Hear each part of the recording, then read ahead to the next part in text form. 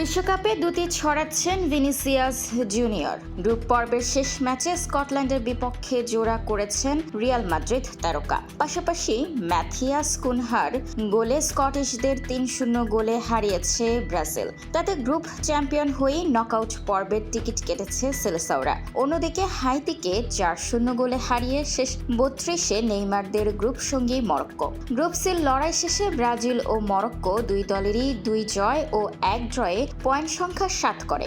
গোল ব্যবধানে এগিয়ে চ্যাম্পিয়ন হয়ে নকআউটে ব্রাজিল আর রানার্স আপ হয়ে মরক্কো। ১ জয়ে ৩ পয়েন্ট নিয়ে স্কটল্যান্ড অবশ্য এখনও টিকে আছে সেরা ৮ তৃতীয় স্থান হওয়ার দল হিসেবে নকআউটের দৌড়ে। আর ৫২ বছর পর ফেরা হাইতিকে বিদায় নিতে হয়েছে খালি হাতে। মিয়ামির হার্ড রক স্টেডিয়ামে ম্যাচের ৭ মিনিটে ব্রাজিলকে লিড এনে দেয় ভিনিসিয়াস। এরপর প্রথমার্ধের যোগ করার সময়ে তৃতীয় মিনিটে দ্বিতীয় গোলটি করেন। এরপর বিরতি থেকে ফিরে ৬১ মিনিটে তৃতীয় গোলটি করেন ম্যাথিয়াস কুনহা।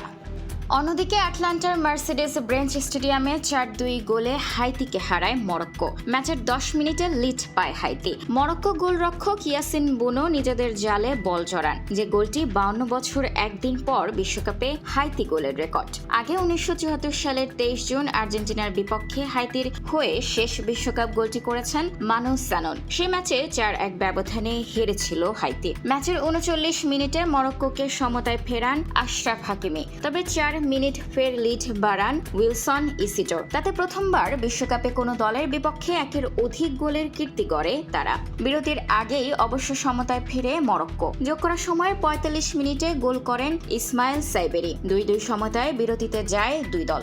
বিরতির পর ফিরে ম্যাচের ৭৮ মিনিটে সুফিয়ান রাহিমির গোলে লিড নেয় মরক্কো। এরপর ৮৯ মিনিটে ইয়াসিন গেসিম গোল করে ব্যবধান বাড়ান। তাতে ৪-২ গোলে জিতে মাঠ ছাড়ে মরক্কো।